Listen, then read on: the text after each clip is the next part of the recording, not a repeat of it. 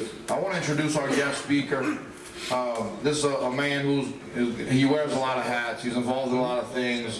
His passion is still prep sports. He kind of knows a little bit about everything, but his passion is prep sports.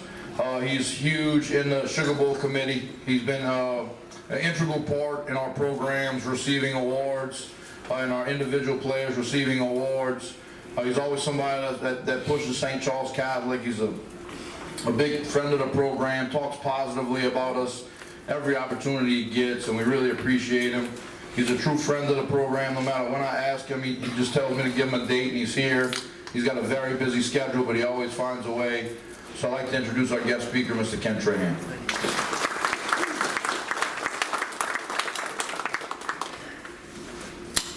Thank you, and thanks for having me, and everything he said is true. This is a special place, and as I've said a million times, my daughter came here after Katrina. She loved her experience, and it's something that she's treasured for a lifetime and maintained great friendships ever since then from the LaPlace and reserve areas from the time she spent here. So that was special, and our family holds that very, very dear, and I'll always be incredibly thankful and grateful to Andrew Cupid and Frank Monica and Gary Zarang for their help at that particular time and place, and a difficult time in everybody's lives, just like last year was here for Ida as well.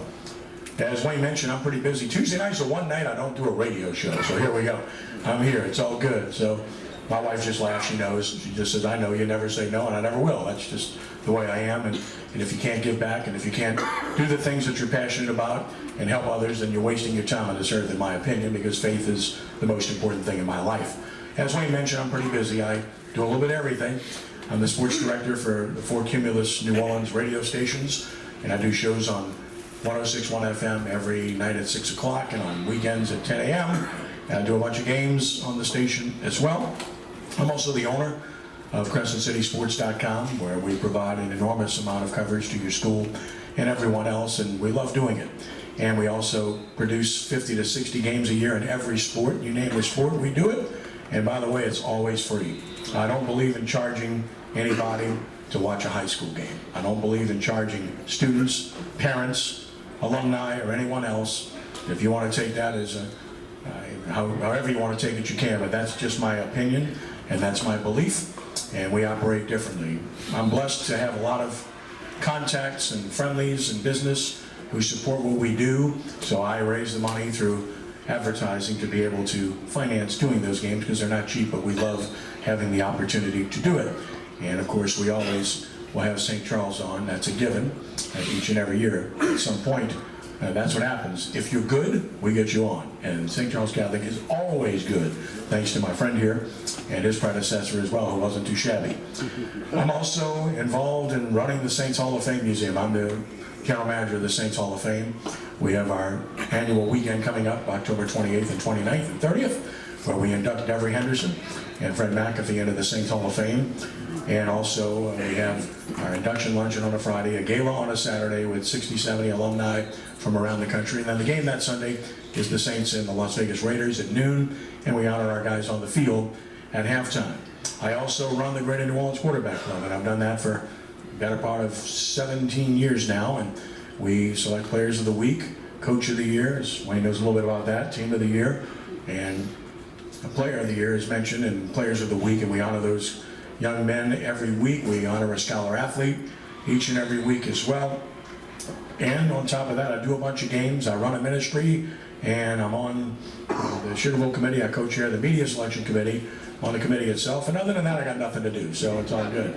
But I'm here, and I'm happy to be here, and I'll never say no when the opportunity presents itself. Just real briefly on the pros and colleges, and I'll talk about high school extensively for a few minutes. Saints, they were, you have to be good and you have to be lucky. I've always said that, and I think it's something that it's a mantra that I utilize all the time in sports, because I think it's incredibly accurate. There are a lot of teams that are good, and the good teams become great by good fortune, which means luck. Don't get injuries, get a break. Somebody does something stupid like the Falcons did on 1 or 2 occasions this past weekend, and you take advantage of it, and the Saints were able to do that. Good teams find a way to win. That's always been my experience in covering sports as well. Not unlike what happened with your game this past Friday night. Good teams find a way to win. Any kind of way, okay? And I think that's kind of what we saw. I mean, you have to be concerned if you're a Saints fan about giving up 202 yards rushing and getting beat at the line of scrimmage. I think they'll mop that up. They have to. They're playing a much better team this week. But I do like their team. I like their wide receivers a lot. I'm not sure about Alvin Kamara's health right now. They brought Latavius Murray back today and signed him to the practice squad, which indicates to me that they must have a bit of a concern about Kamara's rib injury. Like their receivers, offensive line, they've got 3 guys who can play, and they've got one that's not particularly good and one that's kind of lower than that. So you can get away with one weakness, but not 2. So they got to shore that up a little bit, in my estimation. And then, of course, when you look at their defensive line, it should be really good. They've got depth at defensive end, and that should be something that carries them throughout the course of the season. Pete Werner missed the whole preseason and camp, so I think he'll improve after this past week. And Mario Davis is an elite player, and their secondary, when healthy, should be very good. But they've got to get Paulson Adebo back to help shore that up a bit too. Their kicking game should be elite. Will Lutz is back. We saw what he did at the end of the game. Blake Gillikin is just a tremendous punter, and Deontay Hardy's a great return man. So I like their team. I picked them to win 10, and that will make the playoffs. It could go higher, it could go slightly lower, but I certainly think they're going to win more than 8, which is what Las Vegas had than that. So that's my take on the Saints. So the Tulane, they've held serve for 2 games. They've done exactly what they were supposed to do against lesser opponents. I think they're better at wide receiver now than they've been, and that's been a real weakness for them. Quarterback play is good.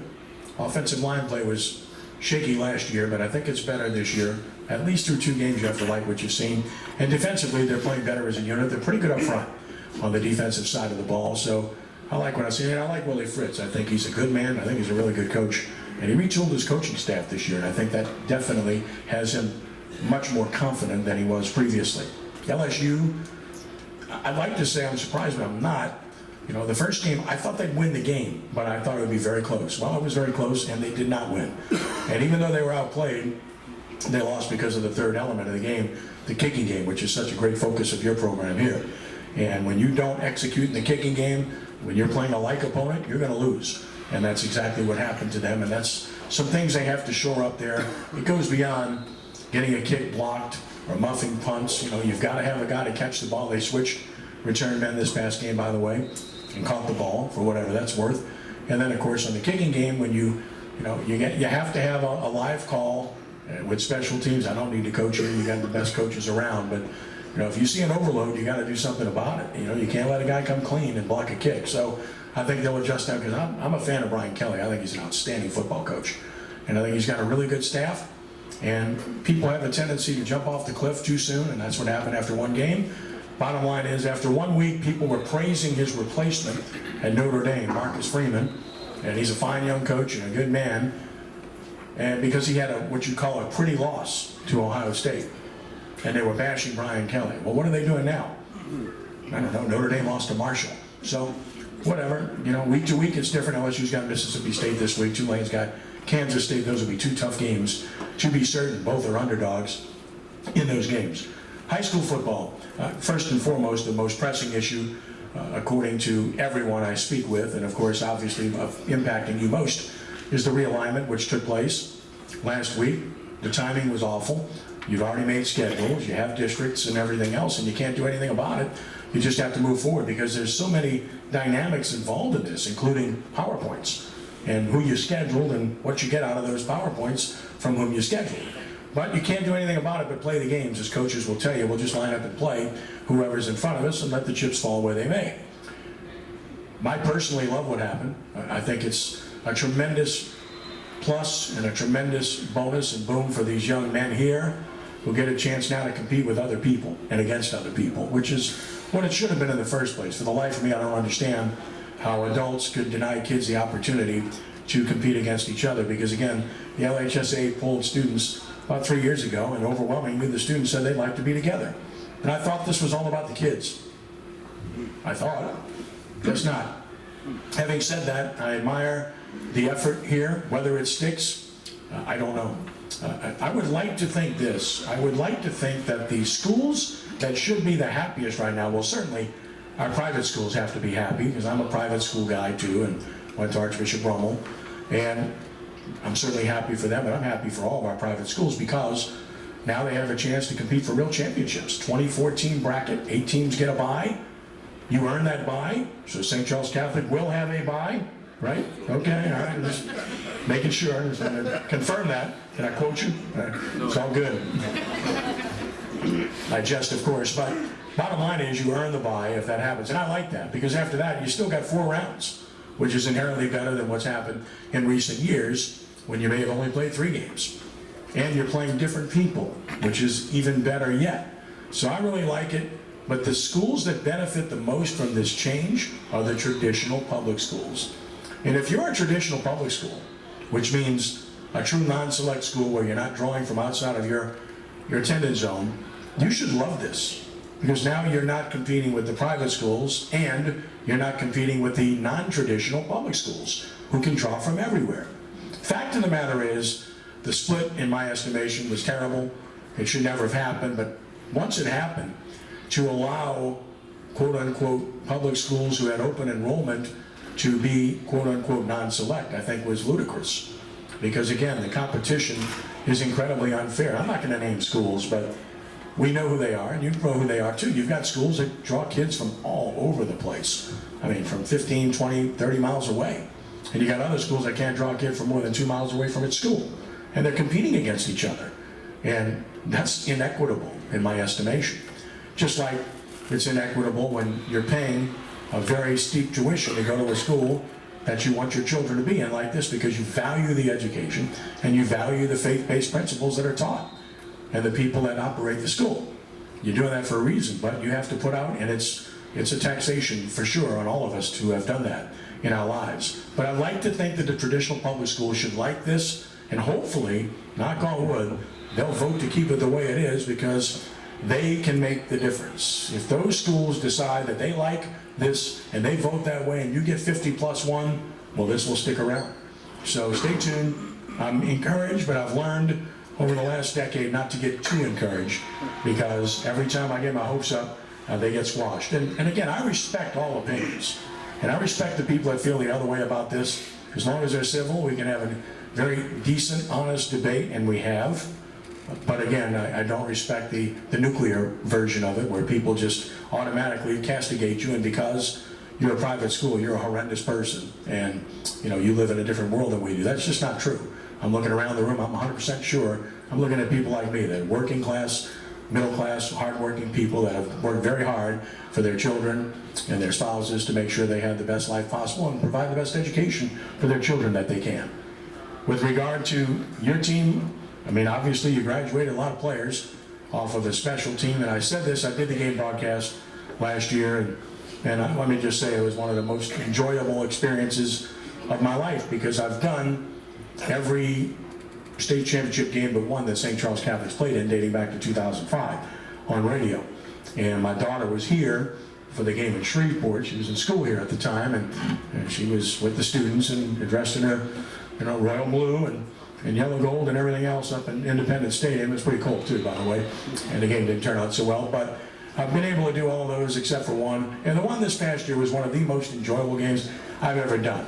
I'd be lying if I didn't say I had a prejudice. Of course I wanted St. Charles Catholic to win the game.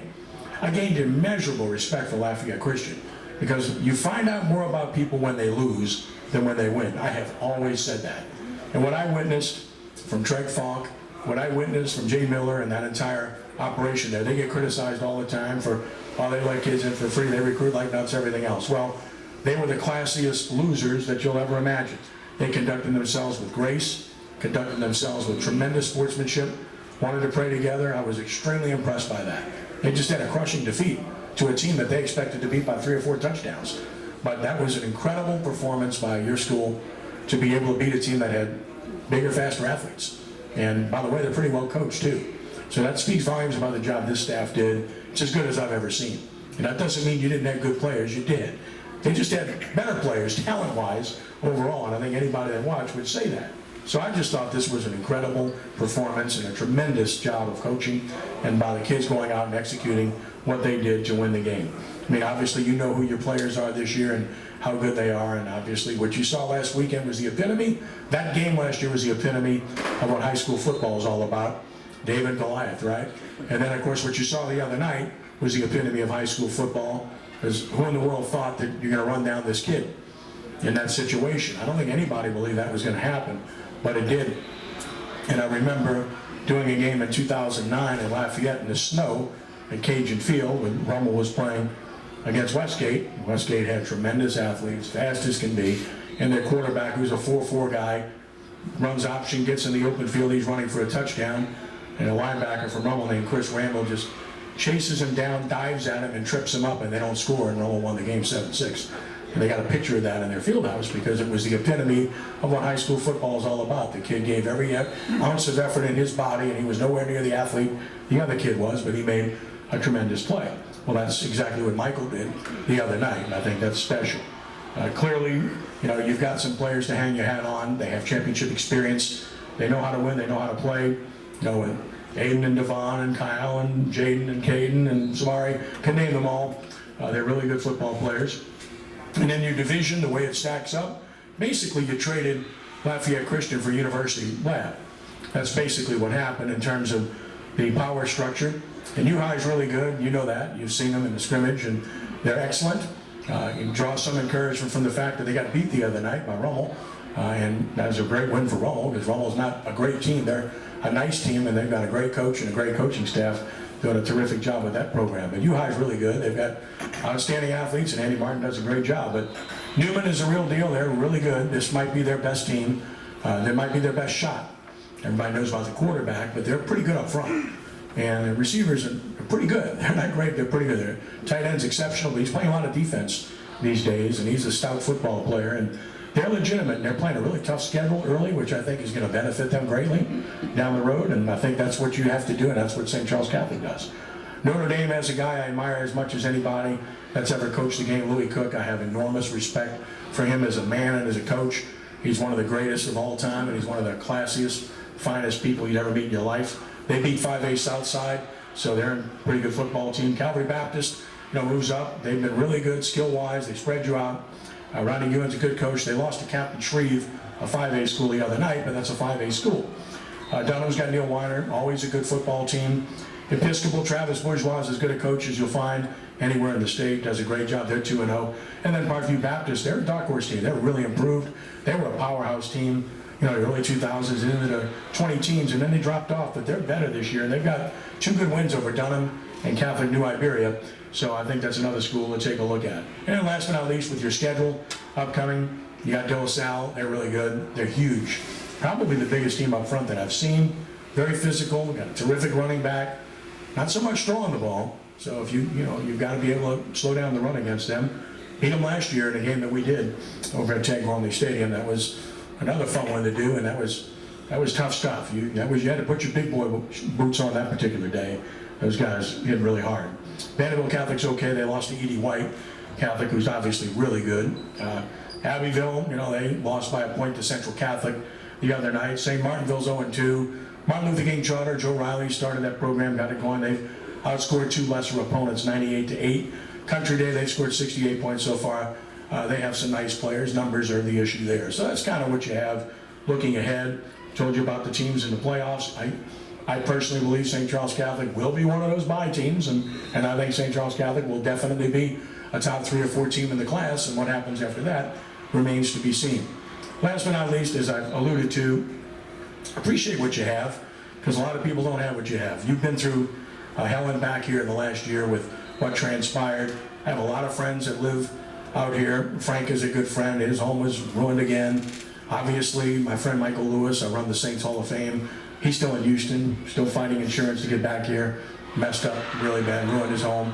It's been a challenge for all of us. I spent 18 months after Katrina putting our house back together and never blinked about it, because what do? You know, we fall down, we get up, and we just rise again and trust in the Lord to provide, and it's kind of what I think everybody has done here, and it's just a resilient thing to see. It's remarkable to see the recovery.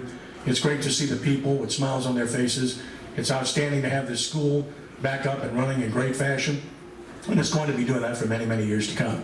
So be encouraged, support your children, you know, from start to finish. Appreciate the teaching you have here. Thank the coaches. Everybody's a coach in the stands, even in the broadcast booth, but thank them. They know what they're doing, and they do a fantastic job with your children. So again, I appreciate you all having me here tonight. And I think Wayne was a great friend, and I echo what he said. We always champion the cause here because we have tremendous respect for the people here and how they go about their business and conduct themselves. And nobody's done a better job than this gentleman's done here, not just in one sport, but in 2 sports over the past year. So hopefully he won't age too quickly trying to do that. Thank you so much for having me here tonight. God bless each and every one of you.